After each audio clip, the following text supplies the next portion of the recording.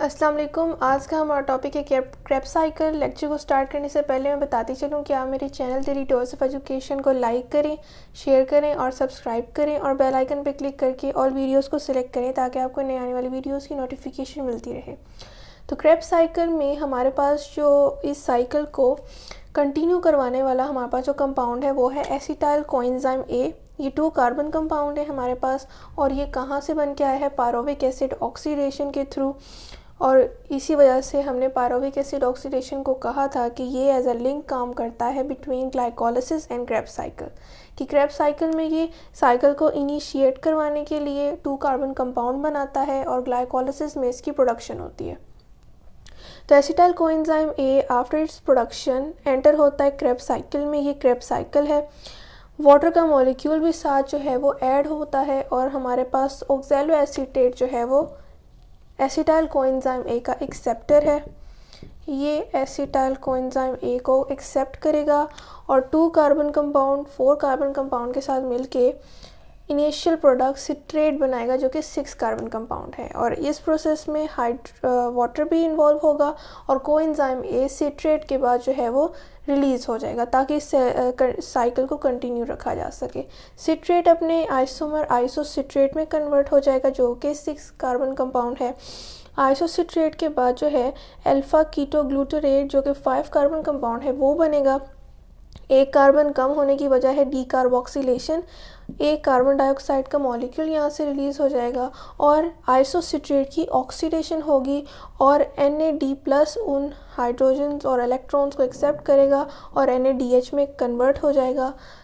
Na+ की reduction हो जाएगी और आइसोसिट्रेट की ऑक्सीडेशन। उसके बाद अल्फ़ा कीटोग्लूटरेट बना जो कि 5 कार्बन कंपाउंड है। एक कार्बन कम हुआ कार्बन डाइऑक्साइड के रिलीज़ होने से। नेक्स्ट फिर हमारे पास डीकार्बोक्सिलेशन भी होगी और साथ ही साथ जो है वो ऑक्सीडेशन भी होगी और Na+ उसको एक्सेप्ट करके रिडक्शन के फिनोमिना में एंटर होगा। अब इस फेज़ में हमारे पास एक इंटरमीडिएट कंपाउंड भी बनता है जिसमें कोएंजाइम ए जो है एंटर होता है डीकार्बोक्सिलेशन और ऑक्सीडेशन के बाद और सक्सीनल कोएंजाइम ए हमारे पास ऐसा इंटरमीडिएट कंपाउंड बनता है।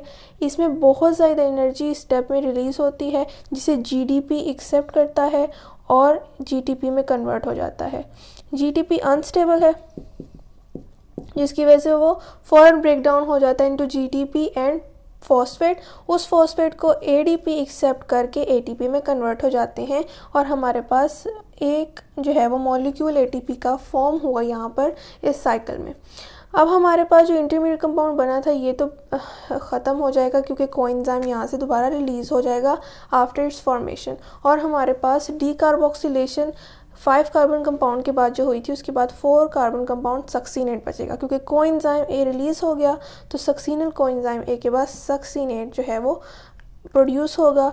अब सक्सीनेट ने फ्यूमेरेट में कन्वर्ट होना है, इसके लिए FAD जो है वो FADH2 में कन्वर्ट हो जाएगा। इसकी रिडक्शन होगी और सक्सीनेट की ऑक्सीडेशन।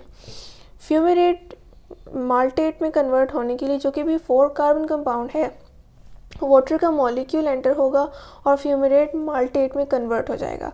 अब माल्टेट ने ऑक्सैलो एसीटेट जो कि 4 कार्बन कंपाउंड है एक्सेप्टेड है एसिटाइल कोएंजाइम ए का और इस साइकिल को कंटिन्यू रखने के लिए माल्टेट की जो है ऑक्सीडेशन दोबारा से होगी और Na+ की रिडक्शन और वो हाइड्रोजन और इलेक्ट्रॉन्स को एक्सेप्ट करेगा माल्टेट से और ऑक्सैलो एसीटेट जो है वो हमारे पास इवेंचुअली एक 4 कार्बन कंपाउंड जो कि एक्सेप्टर है एसिटाइल कोएंजाइम ए का उसका हमारे पास प्रोड्यूस हो जाएगा और इसी तरह ये साइकिल कंटिन्यू रहेगा।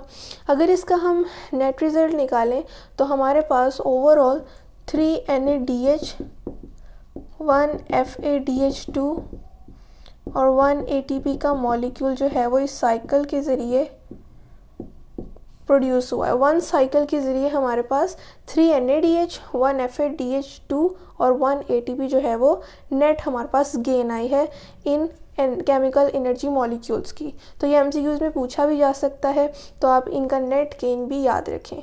तो ये था आज का हमारा टॉपिक। ये हमारे पास क्रेब साइकिल का था। हम अपने सिक्वेंशियल वे में आ रहे थे एरोबिक रेस्पिरेशन को स्टडी करते हुए जिसमें हमने डिफरेंट प्रोसेसेस देखे, ग्लाइकोलाइसिस, पायरुविक एसिड ऑक्सीडेशन और उसके बाद क्रेब्स साइकिल। क्रेब्स साइकिल की लोकेशन है हमारे पास माइटोकॉन्ड्रिया में, माइटोकॉन्ड्रियल मैट्रिक्स में होती है। अब इंशाल्लाह इसके साथ ही हमारा आज का लेक्चर ख़त्म हुआ।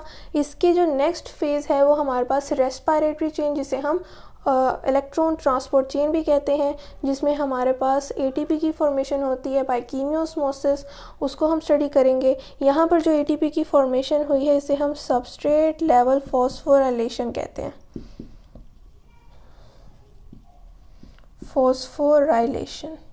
ये भी एमसीक्यू से पूछा जा सकता है कि कितने एटीपी सबस्ट्रेट लेवल पे बनते हैं और कितने एटीपी बाय कीमियोस्मोसिस बनते हैं, तो इन चीज़ों को आपने याद रखना है। तो आई होप आपको आज का लेक्चर समझ आया होगा। अगर कोई क्वेश्चन हो तो आप कमेंट में ज़रूर पूछें। मैं फिर बताती चलूँ कि आप मेरे channel daily dose of education को लाइक करें, शेयर करें और सब्सक्राइब करें और बेल आइकन पर क्लिक करके ऑल वीडियोज़ को सिलेक्ट करें ताकि आपको नए आने वाली वीडियोज़ की नोटिफिकेशन मिलती रहे। शुक्रिया, अल्लाह हाफ़िज़।